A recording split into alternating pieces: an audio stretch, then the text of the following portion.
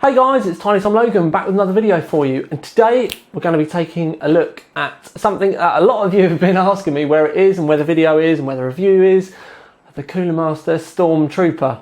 Now obviously there's going to be a bit of laughing and giggling about the name and stuff, but we're going to move swiftly on and we're just going to get straight on with the review.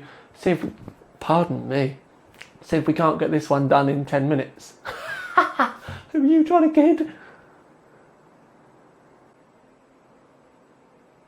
Right then guys and girlies, as ever we'll start at the top and at the front for quite an interesting kind of front panel really, or kind of I/O, whatever you want to call it.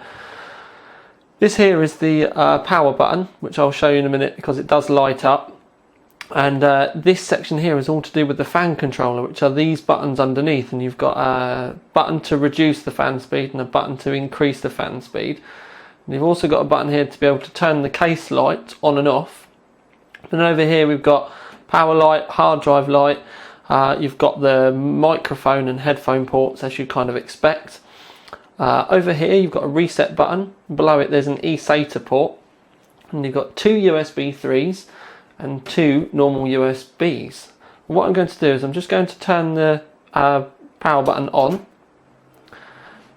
Now you can see there that the power button light is come on, but what I'm going to do is I'm just going to zoom the camera in a little bit more for you so that it can pick up the lights.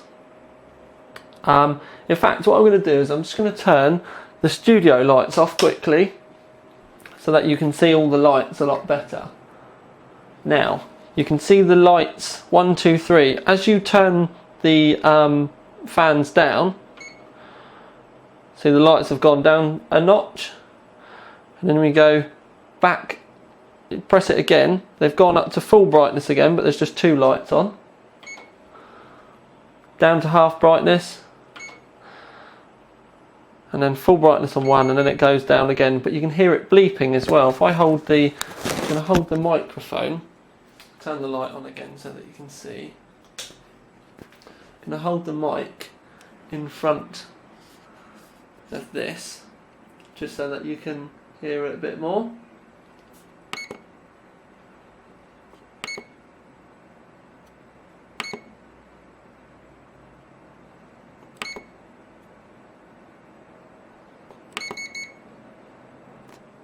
I just did that then so that you could hear the bleeping. I should really say that again because the mic was miles away from me, but I just did that then so that you could hear the bleeping. We've got all the studio lights back on now. Obviously you can see the front panel bits. I'm just going to turn the fans down while we're recording. Now also in shot, just quickly here, if I move the camera down a bit, you can see that we've got what they're calling an X dock, and this is a hard drive dock built into the front of the case for a 2.5-inch hard drive. So 2.5-inch hard drive, you could be talking a laptop hard drive, or you could be talking a solid state drive. It's SATA only, it's not IDE. Also, while we're at the front of the case, I'll show you the clips for the front of the case that you can remove. It's just a spring-loaded clip at the side. And there is mesh behind here as well, so it's kind of a basic form of dust filtering. It is there, it's not just the mesh at the front, there is a mesh behind as well, and they're quite easy to remove. You can take them out and fit them quite easily.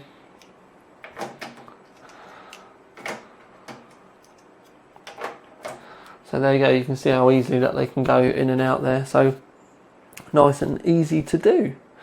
I'm going to reset the camera and we'll look at something else. Okay then, so a slightly different angle. You can see the top panel again and the X dock right at the very front and the top. And you can see it's actually quite a nice design there. But if we come right the way down the front of the case, you can see that there are 9 optical bays in total. And this bottom one also has a 3.5-inch adapter in there should you need it. But then you've got this this front panel part stands out because it's got the brushed aluminium, however you want to pronounce it, section here with the CM Storm logo on it, but it's actually quite clever, and this is something I really like, and it's quite strange how much I like this, because secretly there's a couple of buttons on the side so that you can remove this and it comes off, and you can see the logo and everything really nicely there. But why does this, why is this able to be removed? And inside, if you put your hand in and pull out, there is a drawer. Now, something that's very clever is on the edge of this drawer. If you have a look, there are 2 tabs either side, and when it slides inside the case, basically there are locking points, so you can lock those tabs up. So it's completely inside your case, and you can lock it to your case. The only way to get it out is the front, and essentially it's a drawer that you can put your stuff in. So for argument's sake, if you're at a LAN, you could, if you wanted to, you could put your wallet in there, or your iPod, or your phone, slide it back in the front of the case, lock it up, and then fit the front back on it, and you might not even know it's there. Now, this may only be a small thing and quite a quirky thing, but for the security side of it at a LAN, I think this is an amazing idea. You could just go as far as to leaving your spare case screws in there if you were going to use this at home. Or again, do you know what I mean? You could have this as a secret hiding space where you could hide stuff from your siblings or your wife or anything, and lock it up and know it's going to be completely safe there and people won't even know it's there. Normally I probably wouldn't like this type of thing, but on this, I don't know, it actually seems to make a lot of sense, and I really like it. Anyway, it's time to change the camera angle again. Strange camera angle, Tom, I hear you're saying. And I'll kind of explain why. I wanted to show you the kind of profile of the back of the case. Now I'm going to give you a better look at the top in a second anyway. You can see the kind of angle here, and a handle section, and the top of the handle is like a soft rubbery kind of material. But if I zoom the handle in for you, you can also see underneath that there, I'm going to do this so I can actually see myself as well.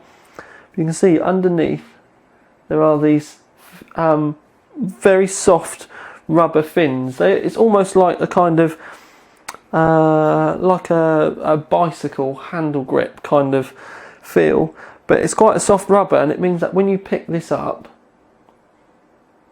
you've actually got something soft underneath. But one thing I will say is that this handle and top section of the case is very sturdy, and it's blatantly been designed to be able to carry the full weight of a complete system, and they've really put a lot of thought into this, and I really, really like it. That little kind of tiny little bit of cushioning underneath the handle is amazing.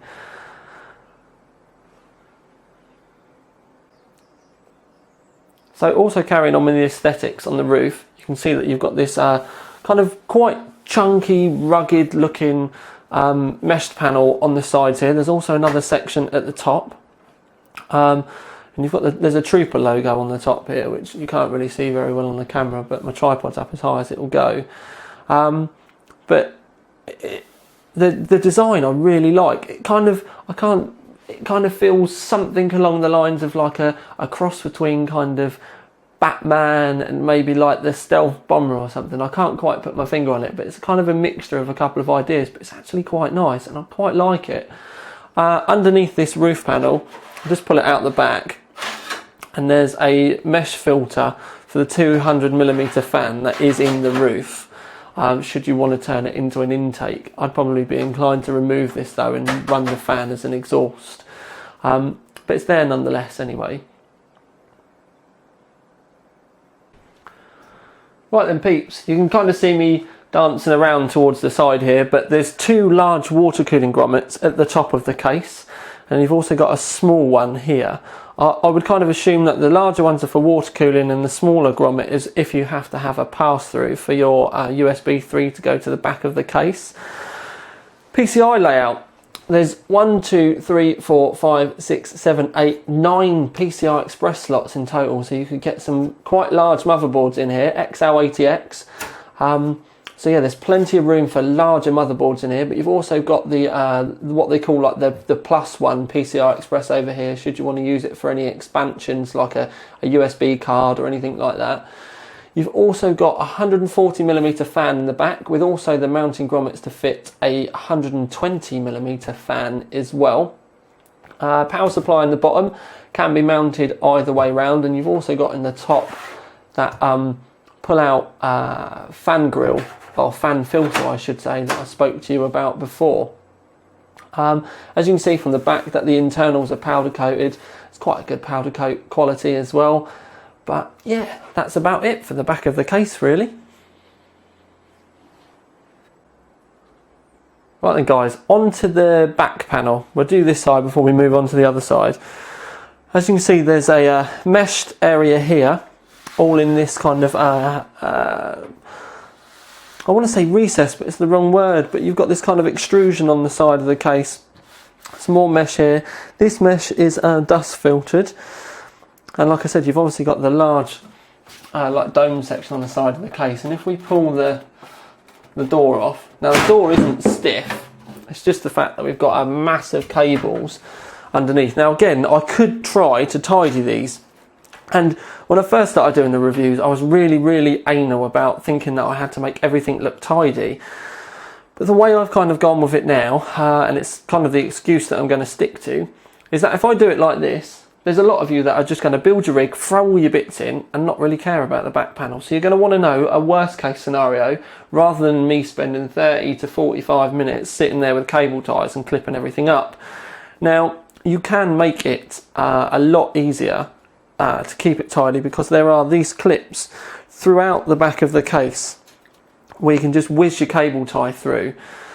Something else to mention is the size of the CPU cutout. This is absolutely enormous. I mean, you can see that there's a good, I don't know, probably like 50 millimeters one side and a good 30 millimeters spare room on the other side. So I don't foresee anyone having any motherboard, you know, like socket problems with this case at all. There is two grommeted, there's two cable tidying areas at the top, and by cable tied I mean you can just poke them through, but there's a large one on the left hand side and there's another one on the right hand side. The case does come with an 8-pin extension cable, and I would say that if you're going to be running your power supply inverted as I do with the fan up, you may need this because it's quite a tall case. But if your power supply is a bit short anyway, you can normally poke it up the back.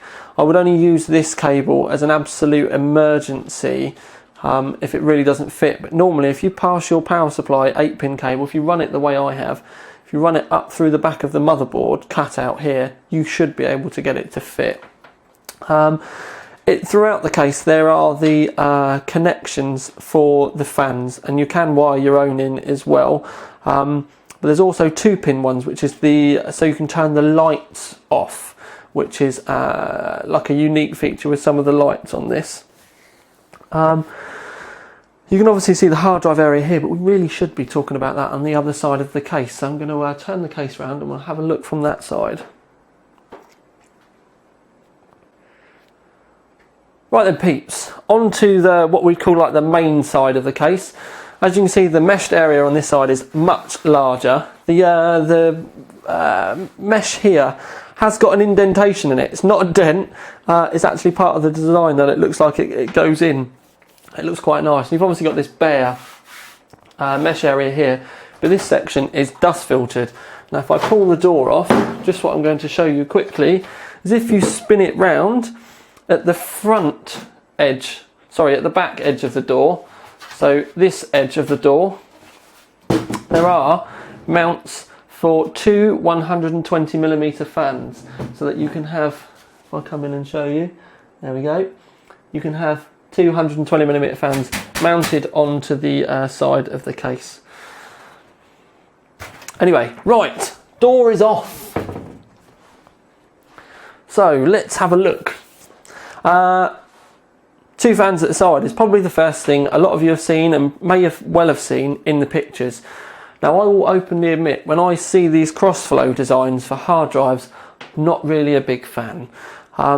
But what I was pleasantly surprised with this is that you can turn the fans around and have them running from the front of the case and blowing air straight into the front of the case. Now that's the first time I've seen something like this where you can rotate them round and still run the fans and everything, and it'll all work fine. So this side of things I actually very, very much like, in the fact that, like I said, you can have it running either way, and it works perfectly fine.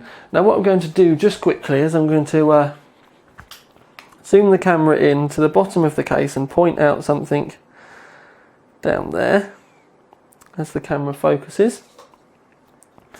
Now, down there, this area here is a 2.5 inch hard drive cage. So you can mount your SSDs in this separate thing. Now I will say that this is removable. You can just pop 4 screws out and you can take it out. Right then guys, so after a lot of higgledy-piggledy with my light, and I do mean higgledy-piggledy because I actually feel like a sound man at the moment, balancing a light on my shoulder. But you can see there's the 2.5 inch hard drive cage there I was talking about previously.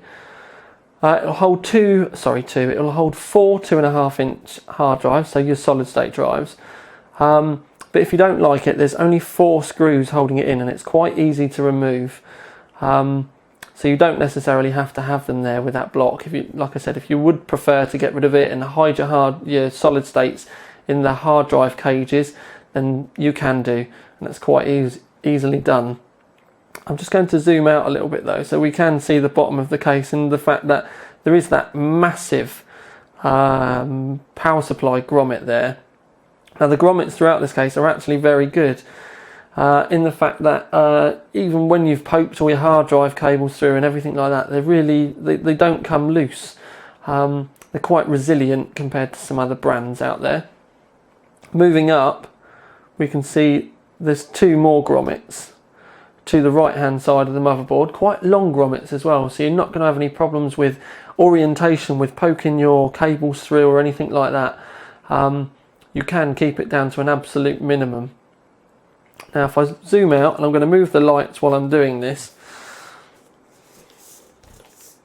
we can get a look for the kit that's inside the case. It is actually quite tidily, it's quite easy, to make a tidy system in there, because there's plenty of room. You've obviously got those extra slots at the bottom of the case. The Gigabyte G1 Assassin X58 board, for example, is quite a large board. That will go in there fine. There are quite a few motherboards now that are being produced with a PCI Express slot at the bottom, the very bottom of the motherboard, like the new Rampage 4 Extreme. That will go in there, and you'll obviously you'll have the slots to be able to mount the graphics card in when it hangs out the bottom of the board. So there really isn't too much of an issue there at all. Now, what I will talk about is the fans briefly, because we've obviously got 2 120mm fans in the front part of the case, which, as I've already said, you can have orientated to cross flow or blow into the case. I would be tempted to have them blowing into the case. There's a 140mm fan at the back of the case. The 140mm fan at the back of the case is a great indication of the width of the case, in the fact that there's probably a good 30, maybe 35mm between the top of the Noctua heatsink fins and the actual door itself. If we're talking about the little pimples at the top of the heat pipes, and you're probably looking at something along the lines of 25 to 30mm. But there's an immense amount of room there, so you'll be able to get even the biggest air cooling heat sinks in here that you could want. The Fantex, for argument's sake, will go in this perfectly fine. So with the Thermalright Silver Arrow, you won't have a problem getting this in here at all. But while we're on the subject of heat sinks, I'm literally going to move the case slightly, and then we'll talk about something else. Right then peeps, so in the roof of the case you can see that there's a 200mm fan fitted, but if you look carefully around here, around this side, there are mounts there for not only 120mm fans but 140mm fans as well. Now they're elongated mounts, and by that I mean that they can be moved from side to side. So what I would say with the roof of the case there, and I have tried it, is that you can technically, should you wish, want to fit something like the Corsair H100, then you will be able to. You won't be able to get it in there with push-pull, but there is enough room there to be able to get the radiator and a single set of fans in comfortably. Just looking quickly now, and I'll do it while we're recording because it's something I've not really thought about before now, is that there is room above the case to be able to fit a second set of fans. So you could have a set of fans inside, the radiator, and a set of fans outside. So going on from this point, if I measure to the top of the motherboard, there's 60 millimeters of room roughly from the top of the motherboard to the top of the case. So technically, should you wish, you would be able to fit a 60 millimeter radiator such as the XSPC RX240 in the top of this case. Put the fans above, so you'd be able to get a decent sized water cooling radiator in there. Obviously it's only a 240, so I would probably say to you, I wouldn't want to be water cooling anything other than the CPU really, at a very stretch the motherboard, but it can be done. So just to clarify, H100 will fit. You can have the fans on the inside, or you can run fans on the inside and on the outside for push-pull with that. You can fit up to a 60 millimeter radiator on the inside and have the fans on the outside. And I mean 60 millimeters thick, but you would be able to fit a 240 millimeter radiator, which is 2 times 120 millimeter fans, or because of the elongated slots and the way that the 140 millimeter fan mounts have been configured, you should be able to fit a 280 millimeter radiator in the roof as well. So it's actually pretty well adapted, although you can't get a 360 in like some of the other Cooler Master cases around this kind of price range. The fact that it gives you so many options in the top is actually really good, and I'm actually really surprised about this as well. It really is one of the few times recently where I've been able to look at a case and think to myself, oh my god, they've actually been asking people and listening to people that actually use cases. But anyway, let's move on to the next thing. Right then peeps, onto the bottom of the case, and we'll start at the back. There's a dust filter over here for the power supply, which I never use because I always have my power supply the other way around, and it always causes an immense amount of confusion in the YouTube world with people telling me it's the wrong way around. But cases are designed to be able to have it running either way, so you can actually choose. There is no right or wrong. But anyway, the thing that I actually want to draw attention to is this fan filter. It slides off, but it's quite big, and it exposes 2 120 millimeter fan mounts. Now, what I have done is I've removed the box from the front. Once you remove said box on the front, and if you removed the 2.5 inch hard drive bay, there is actually, and I'm just measuring now to see how much room there is almost exactly 85 millimeters of room. Now, bearing in mind 85 millimeters, we're talking 60 millimeters for a water cooling radiator, maybe 25 millimeters for a fan. Obviously, the fan would end up blowing straight onto the bottom of the hard drive bays, but something that I am thinking is this case should be able to support a second 240 millimeter radiator. You may have to buy something slightly slimmer, so maybe like a 50 millimeter radiator or something. But it is all there, and I'm massively impressed by this. I was just measuring there because this is such a nice little idea that I've kind of had to go around this because I think it's too much of a nice idea. But it is all there and it does all work. If you were going to do this with two 240mm rads, so you had one on the roof, one on the bottom, and you're going to run full-size rads as well, I would be tempted to kind of put some kind of blowhole or something in the bottom of the hard drive bays, just so that you could pass air up there. But I'm actually quite gobsmacked. I don't think Cooler Master have made it so that you can fit a 240mm rad in the bottom as well, because it's certainly not been mentioned. Definitely not to me either, and I've not really seen any, kind of big shout outs about it. But for those of you out there that like to dabble, like to have a bit of a play, I would definitely consider this. And it's actually put quite a big smile on my face, because I'm proper amazed about this. To the point now where I think I'm actually going to just make sure that it does all work, because it does seem a little bit too good to be true. It's a shame there isn't a little bit more room, so that you could have got a 60mm rad in there, 60mm thick rad, the fans, and it still be able to be okay. But with minimal amount of work, you would be able to get it in there. I will say I'm not a fan of the skinny radiators, because I think they're just a bit of a waste of money, because they don't really cool that well. But something like a 45 or a 50mm thick radiator, Alpha Cool have got some thinner copper ones coming out. They would be absolutely perfect for this. Yeah, you could have yourself at least a 60mm radiator in the roof, and then a slightly thinner one in the bottom, and have it all looped up. Have a water cooling bay and pump in the front, and you could technically cool your CPU in like a 570 on this. I'm gobsmacked, absolutely gobsmacked. Anyway, I think we've covered enough now. I need to get on to the conclusion while I remember all of this, because this case is amazing. Right then peeps, so conclusion time. And dear God, have we got a lot to conclude? Obviously I'm going to start off with telling you the award, and then I'll explain why.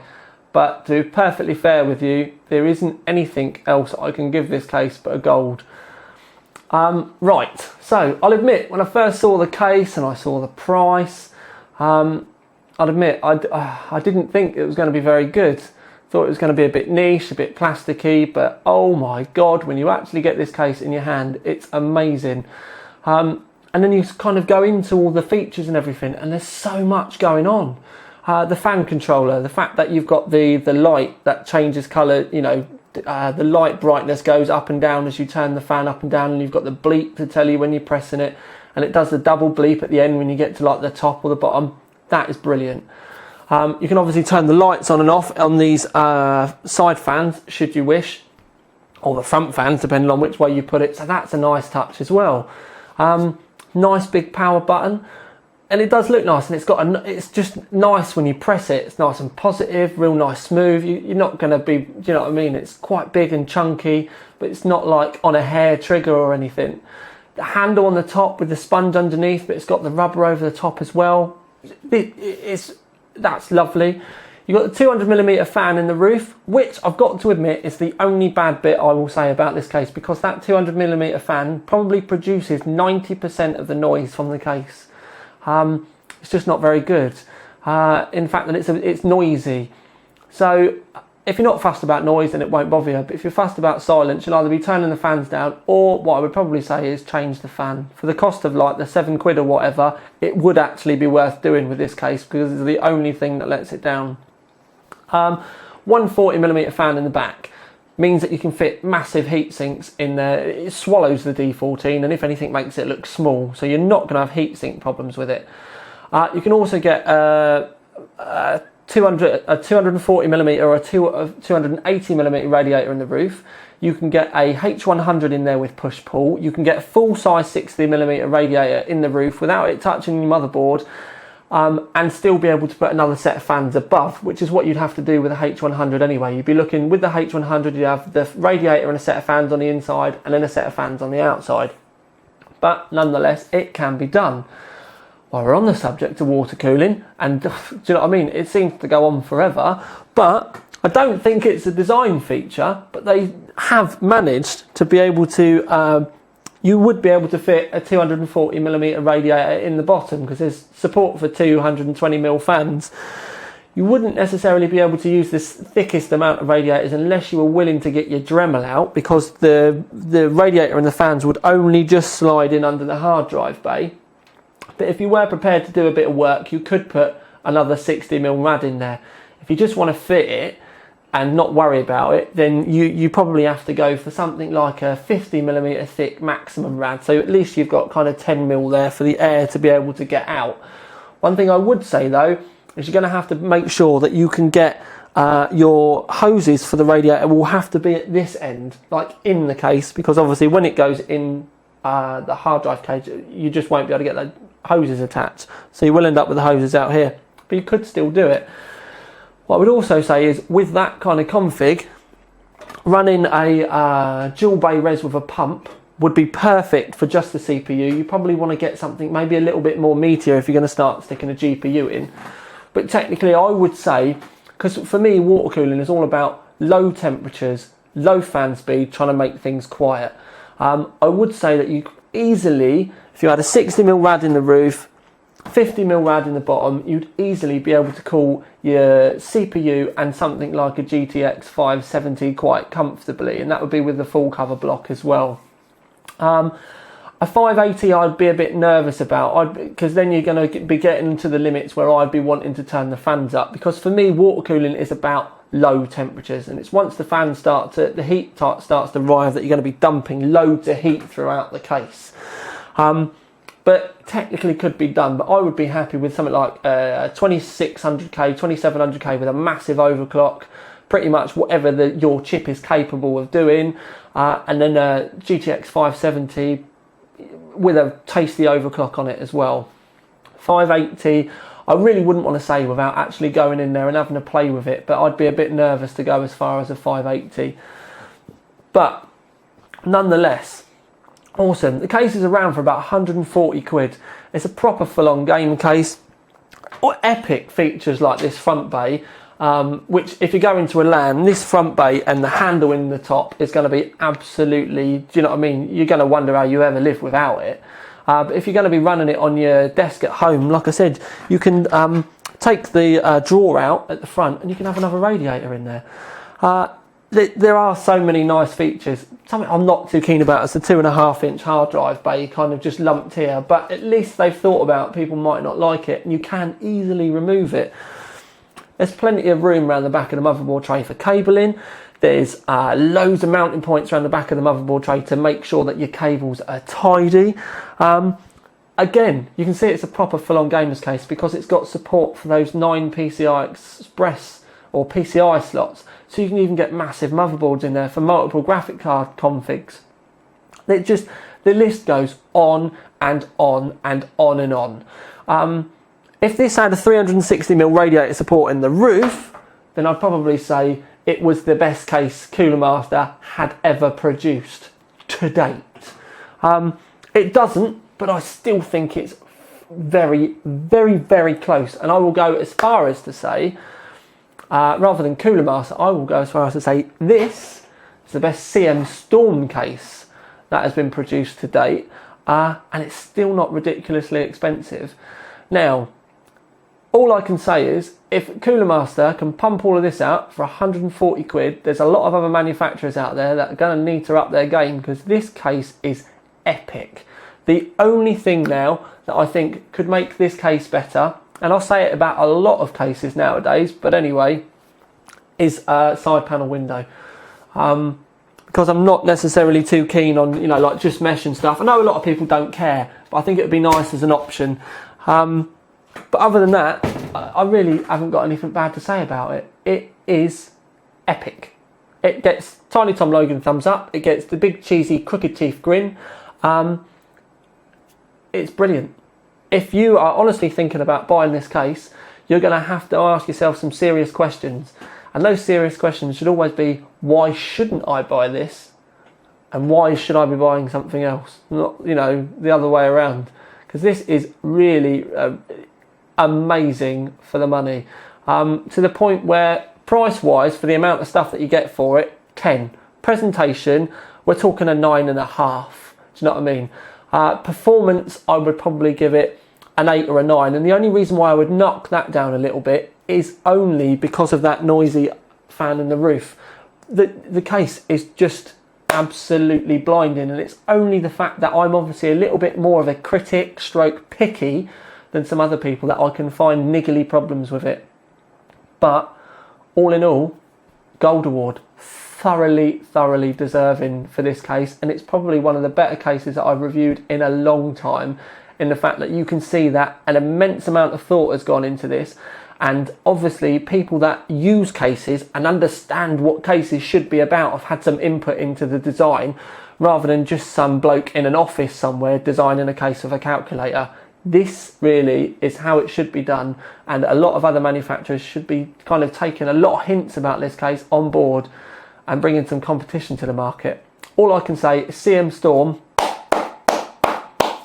very well done. So, for now at least, this is Tiny Tom Logan with another video for you, out.